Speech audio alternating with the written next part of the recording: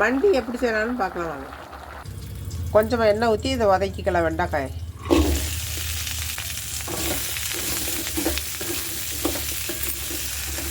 மண்டிக்கு இந்த அளவுக்கு வதங்கினா போதும்.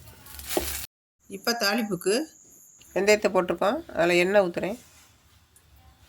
வெந்தயம் பொரியட்டும். சின்ன வெங்காயம், 2 பல்லு பூண்டு, பச்சை மிளகா காரத்துக்கு,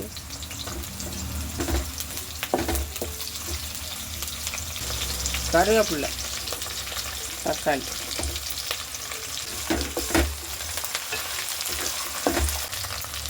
வணங்குறதுக்கு 2 உப்பு, கல் உப்பு. வதங்கிருச்சு. மஞ்சத்தூள் போட்டுக்கலாம். கத்திரிக்காய் சேர்த்துக்கலாம். நல்லா சுருளை வதங்கட்டும். கத்திரிக்காய் வதங்கியாச்சு. இந்த வதக்கி வச்சுருக்கோம்னா வெண்டைக்காய் அதில் கொட்டேன். அவரைக்காய் சேர்த்துக்கிறேன். உருளைக்கிழங்கு சேர்த்துக்கிறேன்.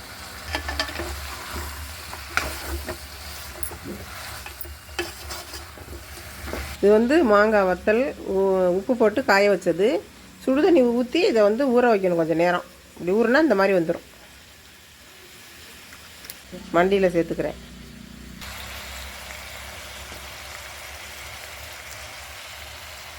மொச்சக்கொட்டையை வறுத்துட்டு வேக வச்சு வச்சுருக்கேன். அதை இதில் சேர்த்துக்க போகிறேன்.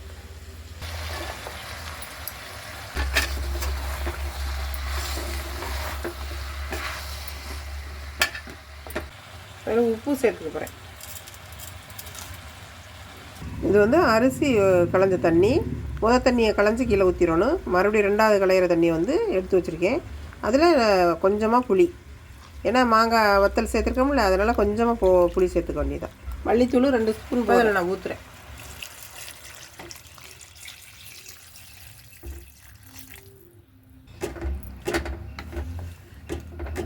ஒரு 10 நிமிஷம் வேகட்டும். மூடி வைப்போம்.